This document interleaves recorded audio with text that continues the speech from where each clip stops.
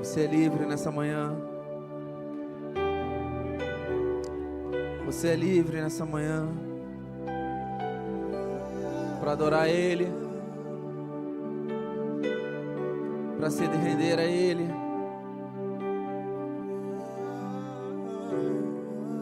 Você não está aqui apenas para ouvir sobre a presença de Deus, ou para ver a presença de Deus, ou procurar ver. Mas você está aqui para poder provar e entrar na presença dEle. Ver um lugar raso, apenas ouvir um lugar raso.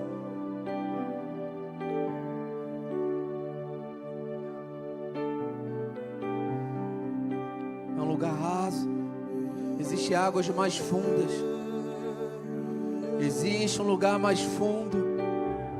Existe algo mais poderoso do que em mim e você. Existe algo mais poderoso que as nossas emoções e achismos.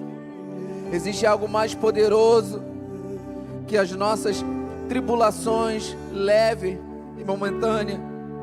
Que às vezes a gente pensa que é pesada e eterna. Não, é leve e por um tempo. Deixa a presença de Deus governar você por inteiro, a mim por inteiro.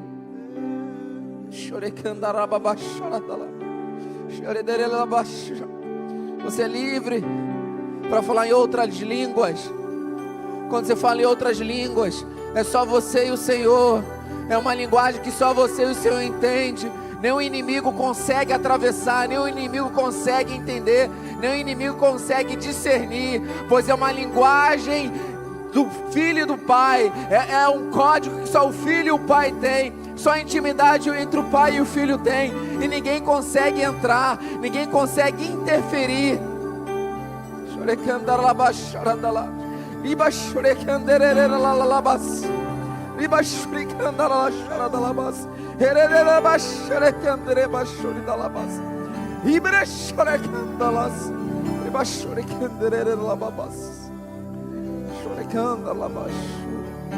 Aleluia. Amém. Te adoramos, Senhor. Levantamos esse altar para Ti de adoração e reconhecemos a Tua presença nesse lugar, Pai. Reconhecemos ela. Damos toda a reverência a Ti, Senhor, a Tua presença. Em nome de Jesus. Amém. Amém. Você pode se sentar. Você pode dar um aplauso ao Senhor. Amém. Glória a Deus. Aleluia. Seja adorado, Senhor. Amém, querido. Você pode se sentar. Você que ainda não sentou. Vocês estão bem? Bom dia. A paz do Senhor Jesus. Você que está em casa, que a presença do Senhor esteja sobre a sua casa, sobre a sua vida. Que seja uma manhã poderosa. Amém. Querido, antes de nós lermos aqui a palavra, deixa eu dizer algo para vocês que nós já temos comunicado internamente. Vamos comunicar também nas mídias, enfim, que esse culto da manhã, que hoje é o culto do ensino, amém? Culto de ensino. Esse culto, a partir de julho, ele será uma escola, amém? Então a gente vai dar todas as diretivas, já estamos liberando algumas questões internas, tá? Então vai ser uma grande escola, um grande ensino, amém? Vocês lembram lá em Atos capítulo 2, que eles estavam lá aguardando em obediência ao Senhor, Jônio? A descida do Espírito Santo. Quantos lembram desse texto? Aquele texto bem pentecostal. Aqui é a escola, que nós vamos iniciar, O foco dessa escola é despertar, desenvolver e ativar o indivíduo para que ouça com clareza a voz do Espírito Santo e com o Filho se mova de forma eficaz em sua missão de ser e fazer discípulos. Ser e fazer discípulos de Jesus para a glória do Pai. E nós, de uma forma bem intensa, entraremos nessas matérias: novo nascimento, novo coração e arrependimento, espírito, alma e corpo, falar sobre tricotomia. É bom a gente discernir isso, a movimentação do espírito, da alma e do corpo, as características, enfim, alma espiritual, alma carnal, corpo de Cristo, andando no espírito, precursores e provedores, amém? Então será aulas intensas, será a partir das 9, conforme está acontecendo aqui, 9h30 da manhã, nesse mesmo horário, nesse mesmo canal, que tá aí. Então, nesse período, o pastor Rodrigo, pastor Priscila, eu, pastor Marcos, né, o diácono Renato, estaremos ministrando aqui as aulas. Vai ter domingo que serão 2 professores, amém? Então, vai ser uma grande escola, amém, querido? Então, nós vamos estar iniciando agora a partir de julho, tá? E hoje nós vamos dar mais ou menos um ensaio do que vai acontecer. Daqui a pouco o nosso pastor está em uma reunião, está descendo, ele vai dar continuidade também, uma parte, e nós vamos falar um pouquinho sobre o livro de Ruth, mas antes de dar continuidade, estava falando sobre o livro de Ruth, uma característica que eu ia falar sobre Atos 2 diz que eles estavam em Jerusalém aguardando a descer do Espírito Santo, amém? Quantos lembram disso? E vocês lembram quando o Espírito Santo desceu? Foi um alvoroço, né? Uau, pentecostal, né? Culto do... E eles começaram a falar em outras línguas, aqueles que...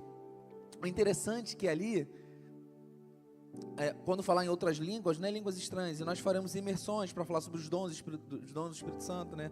Te discernir e entender bem mais, se aprofundar.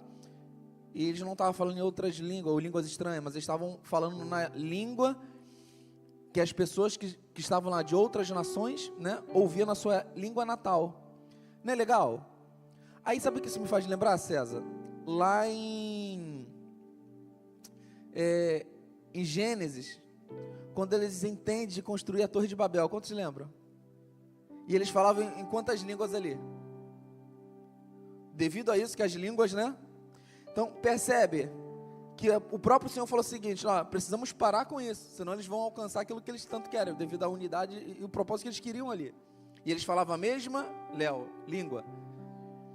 Interessante que, mesmo eles falando a mesma língua, e com a arrogância deles, eles queriam chegar até o céu, amém? E o Senhor fez o quê? Separou as línguas. Só que aqui, em Atos capítulo 2, não era um homem com a sua arrogância querendo subir aos céus, mas era um homem na sua humildade, aguardando o céu descer à terra. E a língua ali foi unificada. Pegou? Vamos parar por aqui?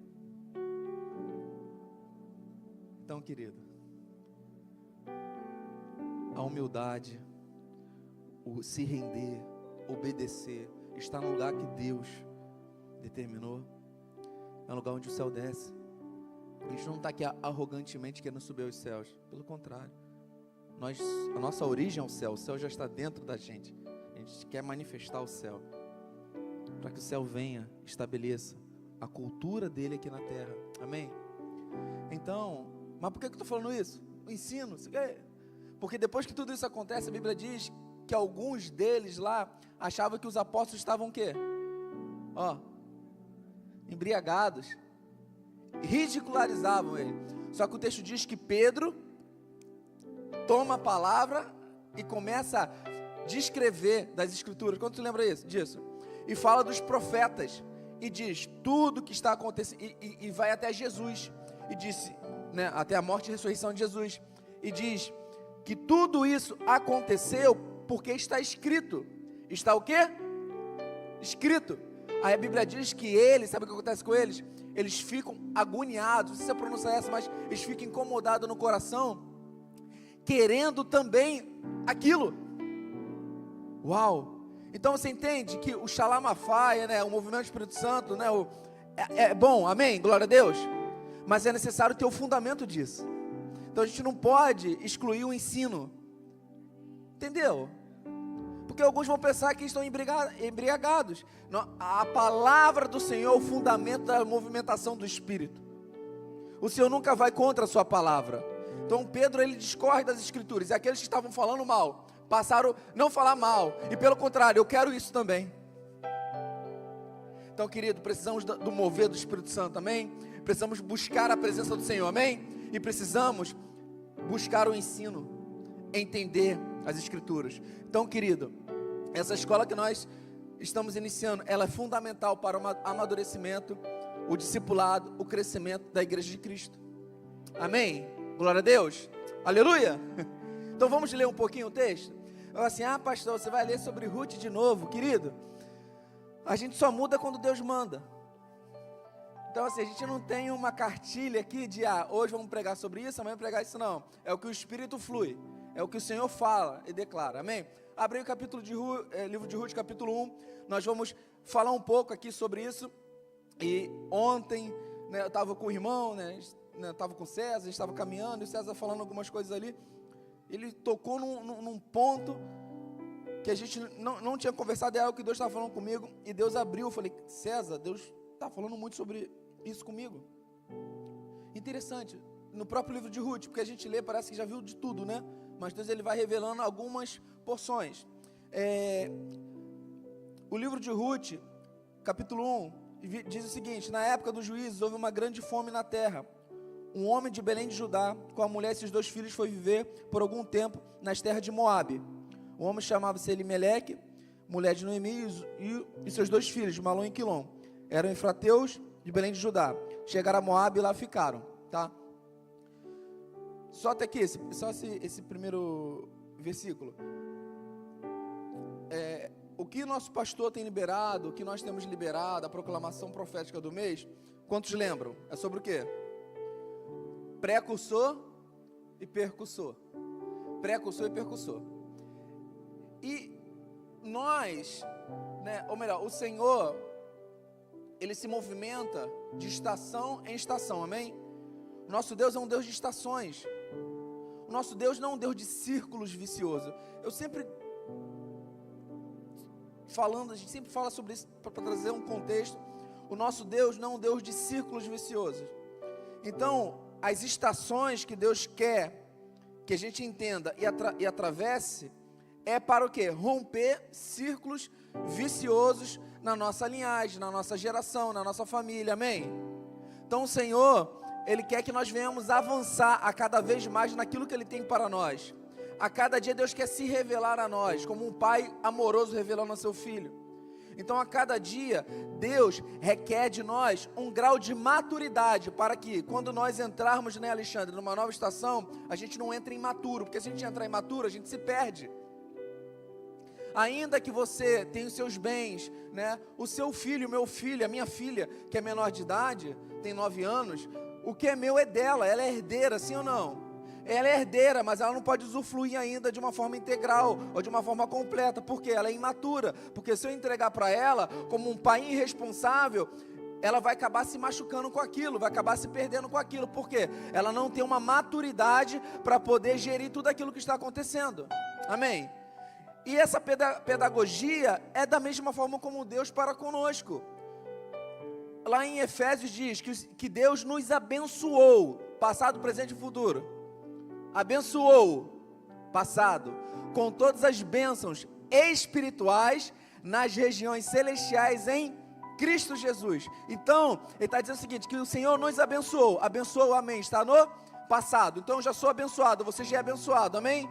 E bênção tem a ver com aquilo que a gente tem, tá? Depois pode entrar um pouquinho. Bênção tem a ver com quem eu me torno, tá? Então assim, enfim, né, a gente estava conversando sobre isso.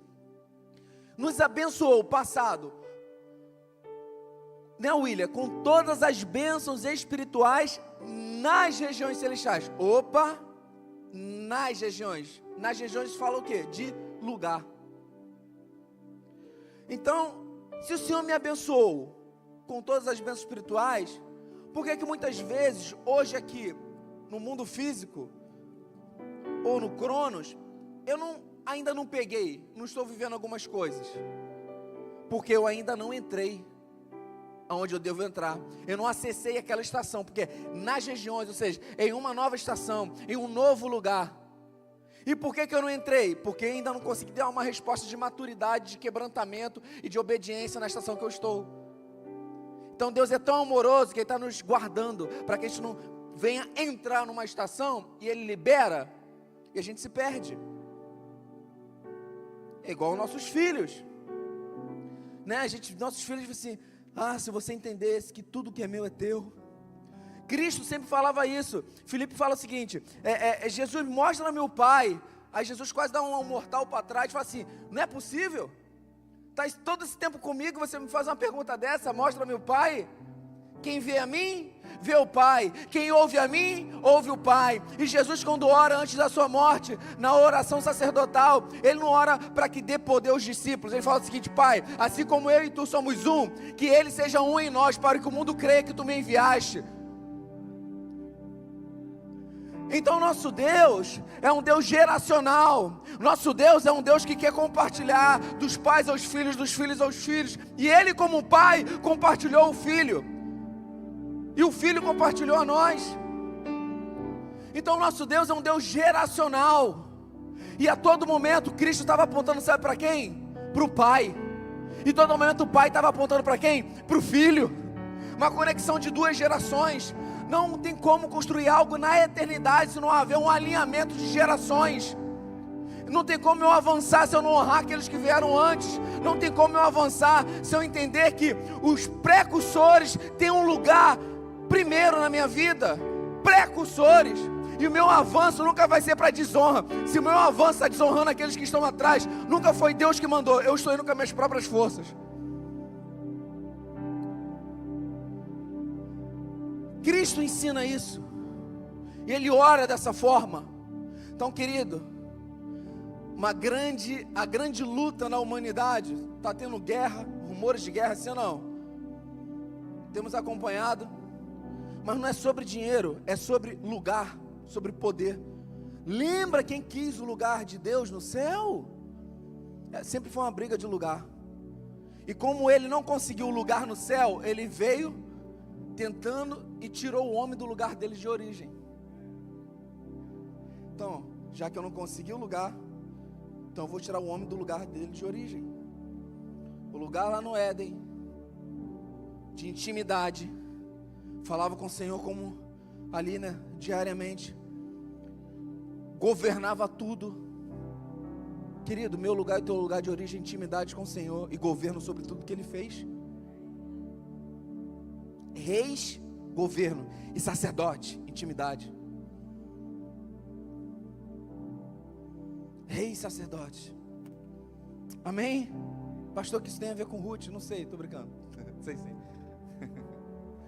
Então a gente percebe aqui, eu não sei se eu vou conseguir ler tudo, porque é muito rico, mas o texto diz que naquela época houve fome na terra. Vamos lá. Houve fome na terra. Qual é a pedagogia de Deus, Astério? O nosso Deus muitas vezes tira ou permite algumas coisas falsas da nossa vida, sim ou não? Para nos ensinar, sim ou não? A gente, às vezes, tem como dar um presente para os nossos filhos, dar algo para os nossos filhos, mas a gente não dá por quê? Para não estragar o menino. Já viu isso? Porque como pai e mãe, a gente entende, conhece os nossos filhos e sabe até qual medida a gente precisa liberar. E a gente não libera às vezes por quê? Para ensinar, para aprender, para depender. Minha filha agora, ela tem uma conta, meu Deus, e ela está com o Pix aqui salvo. E ela foi para o cinema, ela ficou assim, aí estava com R$100 lá, e pagou o ingresso, aquelas coisas todas. Aí ela ficou assim: pai, eu vou comprar um milkshake. Falei: vai lá, você tem dinheiro? Tipo, vai lá. Ela: mas pai, olha só, comprei 50, o milkshake é 12, 13, sei lá, 17, vai ficar tanto. Acho que não vou comprar não. E eu pensando assim, eu consigo comprar 100 milkshakes agora para ela. Não é sobre isso, porque meu é dela. É sobre ela gerir no pouco, para que Deus venha colocar no muito. Então Deus não libera por quê? Porque está nos ensinando pouco. Seja fiel no pouco. Pastor, quando é o pouco é onde você está. Não, pastor, pouco era lá atrás. Naquela estação era pouco. Naquela estação que era pouco, o que você está vivendo hoje, para aquela estação era muito. Só que você entrou agora nesse muito. Mas quando ele é muito? Quando eu ainda estou parado na estação passada. E quando é pouco? Quando eu estou nessa estação entendendo que existe um muito. Entendeu? Então a todo momento é pouco comparado ao que Deus tem para a nossa vida. Porque o nosso Pai é um Pai ilimitado. Quer nos revelar, quer liberar tantas coisas para nós. Então a gente precisa a cada momento discernir as movimentações do Senhor. Então travessia existe um ensinamento. Toda travessia, muitas vezes, existe um deserto. E o deserto é a escola da palavra. E Deus está nos ensinando para quê? Para nos amadurecer, para entrar numa próxima estação com maturidade, com entendimento. Porque o povo hebreu, concorda comigo que o Senhor poderia, né, Ana, pegar o povo hebreu do Egito e levar diretamente para Canaã, sim ou não? Abrir o mar? O que seria? Deus poderia até teletransportar o povo todo, sim ou não? Mas por que o Senhor não faz isso? Porque era uma mente de escravo. Por quê? Se o Senhor transicionasse diretamente o povo hebreu, diretamente para Canaã, sabe o que ia acontecer? Eles não iriam conquistar a terra, pelo contrário, eles seriam escravos só de um outro Senhor. Antes era de Faraó, agora é dos heteus, Zeus, dos Zeus da vida. E aquela geração não entra. E entra uma nova geração dos filhos, que não tinha mais uma mente de escravo, mas tinha uma mente de filho, de governo. E entrou conquistando. Essa é a pedagogia do nosso Deus. Então a fome aqui fez com que essa família fosse para Moabe. Mas a Bíblia diz que eles eram o quê? Olha, homem chamado Elimeleque, sua mulher Noemi e seus 2 filhos, Malom e Quilom, eram efrateus de Belém, de Judá. O que é efrateus? Efrateus é quem nasceu em Efratá. Quem é Efratá? Efratá era o antigo nome de Belém. Então o que significa Efratá? Efratá significa frutificação, fertilidade. E Belém, casa do pão. Calma aí. Então, uma família que a sua origem é multiplicação, que a sua origem é fertilidade, que a sua origem é frutificação, que a sua origem é casa do pão, estava se movimentando para Moabe por causa da fome. Então a movimentação dessa família estava totalmente contrária à sua origem. E a pergunta que eu falo para vocês é o seguinte: qual é a nossa origem? Você é filho de quem? Aí você, não, no meu caso, você é filho do Marcelo, não, meu pai é Marcelo, por isso que o pessoal me chama de Marcelinho. Da aldeia que eu vim. Não é do lugar que eu vim. Amém, na terra é meu pai, mas a minha origem não para aí, quando minha mãe, né, eu nasci da minha mãe. Não, a minha origem é o céu. Então minha movimentação é de acordo com a minha origem, aparentemente, né, ou da terra, ou a partir da terra, ou minha movimentação vai ser a partir do céu. Eles não estavam se movimentando a partir da sua origem celestial. E isso fizeram com que eles transicionassem para uma terra chamada o quê? Moabe. Moabe. E vocês conhecem a história de Moabe? Como é que surgiu Moabe? A história de Moabe está relacionada com a narrativa da fuga de Ló e suas filhas na destruição de Sodoma e Gomorra. As filhas de Ló, pensando ser fim do mundo, embriagaram o pai e deitaram com ele, resultando nas origens dos povos de Moabe e Amon. Ou seja, Moabe, que significa filho do teu pai, surgiu através de uma relação do pai com o filho, com a filha, e gerou. E para a gente finalizar esse entendimento, vocês lembram que Deus ele pede, ou melhor, Deus nunca pediu que Abraão levasse Ló, né? Mas teve um momento que eles deveriam se separar, sim ou não? E nosso pastor ele fala muito sobre isso. Já falou muito sobre isso, que Ló, ou melhor, Abraão fala o seguinte para Ló: Ló, escolhe o lugar que você quer ir. Se você for para a direita, eu vou para a esquerda. Se for para a esquerda, eu vou para a direita. Quem é o mais velho aí? Abraão ou Ló? Quem é precursor? Abraão falando isso para Ló, Ló deveria ter voltado. Não, Abraão, você chegou primeiro, escolhe você. Não, ele falou assim: não, eu vou para essa terra aqui, que aparentemente é melhor, é fértil. Então tá bom, eles foram. Ou seja, aí depois teve a questão da relação tudo e nasceu Moabe, que é filho do seu pai. Então a origem de Moabe e a origem dessa terra que eles estavam indo era uma origem de separação, de desonra. Amém? Pegou? Separação e desonra. Só que, finalizando aqui, entrando no coração, ou melhor, na história de Ruth. A Bíblia diz que morre o marido, né, de Noemi, e os filhos casam com Orfa e outra com Ruth. Aí por morre os filhos, só fica a sogra com as duas noras. E tem um momento que, não vou entrar nisso aqui, que teve um desprendimento, um rompimento espiritual, emocional e físico, que era necessário, isso é muito forte. E quando ela está voltando, a Bíblia diz que Orfa volta, fica na casa dos pais, do Deus dela, só que Ruth, ela é decidida em ficar. E no capítulo 1, no verso 16 diz: Ruth, porém, respondeu: não insista comigo, que me deixe, e que não mais te acompanhe. Aonde fores eu irei, aonde ficares ficarei, o teu povo será o meu povo, e o teu Deus será meu Deus. Eu posso pensar o seguinte, Ruth está quebrando uma tradição de Moabe, de separação e desonra. Ela está fazendo totalmente contrário ao que seus antepassados fizeram, o que deu a origem. Ela não se separou. Talvez ela pode pensar, não, eu não posso me separar como meu pai Ló. Eu não posso caminhar, porque eu sei qual foi o fim, eu sei o que aconteceu. Eu não posso ir para esse caminho de desonra. Eu preciso honrar o que veio primeiro. E quem veio primeiro não foi Ló, quem veio primeiro foi Abraão. E Abraão nunca se movimentou com separação desse tipo. Abraão sempre se movimentou em obedecer o pai e avançar as estações, entregando tudo que ele tinha. Sai da tua terra e da tua parentela. E Ruth estava saindo de onde? Da terra dela e da parentela dela. Eu não vou me movimentar como Ló, vou me movimentar como o pai Abraão. Ruth saiu da sua terra, da sua parentela, e foi para uma terra que ela nem conhecia. Abraão da mesma forma. Querido, não importa o lugar que você nasceu, a aldeia que você veio, a cultura que você teve, a tua origem não é essa, a tua origem é o céu. A minha, a sua movimentação não tem que ser de acordo a partir disso, mas tem que ser de acordo a partir do que a Bíblia diz, de quem eu sou, da minha origem, de quem é o meu pai de fato. Amém, querido?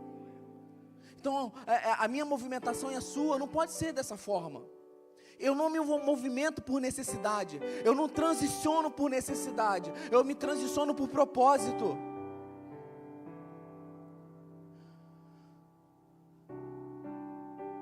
Como tem sido a sua transição? Como você tem transicionado? Como eu tenho transicionado? A minha movimentação fala mais do lugar que eu estou do que qualquer outra coisa.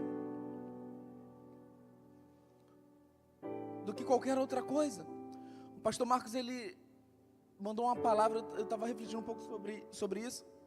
Mandei para o pastor, vou mandar para os demais pastores também, mandei para o pastor Rodrigo, que fala sobre a mente do judeu em relação à prosperidade. Porque quando fala o seguinte, você é de onde? Eu sou de Israel. Chegou uma pessoa aqui, sei lá, é israelita. Você nasceu, eu sou de Israel, eu sou do Brasil. Beleza. Quando a gente fala sou de Israel, para nós, a gente entende o seguinte, é da nação o quê? De Israel. Só que para eles não. Israel tem um significado. É como príncipe. Então quando ele fala assim, quando eles falam, a gente entende, a origem deles é Israel. Eles não, quando eles falam o seguinte, não, minha origem é da terra dos príncipes.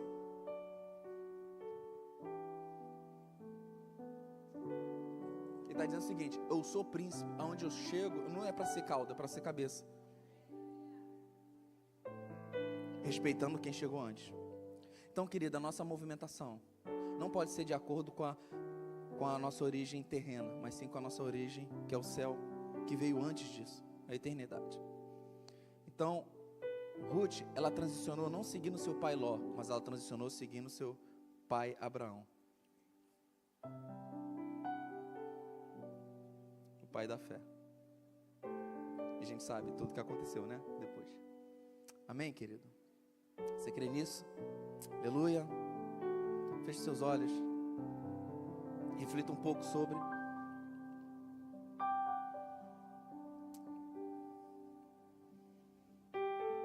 Que nessa manhã Deus venha completar algo poderoso na sua vida.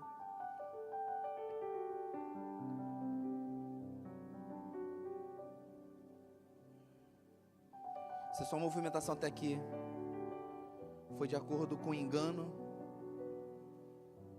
ou com tradições, isso me faz lembrar quando Jesus tem um encontro com a mulher samaritana. Pode continuar com seus olhos fechados.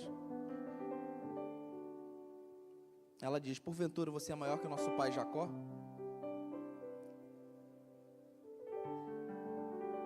Ela estava presa ao poço, mas não era o poço em si, ela estava presa ao pai Jacó. Ele fala assim: dessa água aí que o pai Jacó, do poço que foi cavado, você vai beber e vai continuar tendo sede. Ah, mas se você soubesse o dom de Deus, e quem te pede água, você que me pediria, a água que eu daria para você, você beberia e nunca mais teria sede. É eterna. Nossa movimentação precisa ser pela origem eterna, não pela origem humana. Pai, te louvamos, Senhor, nessa manhã. Te louvamos, Senhor.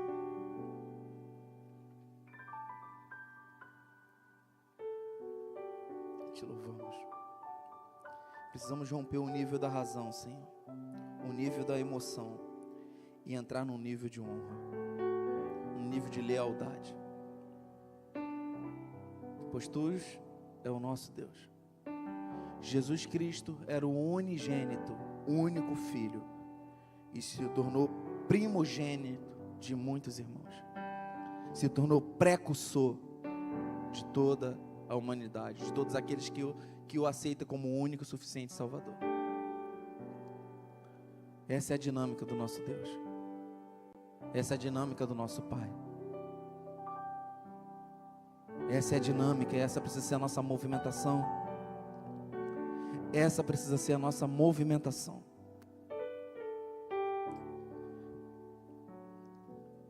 Amém, querido? Amém?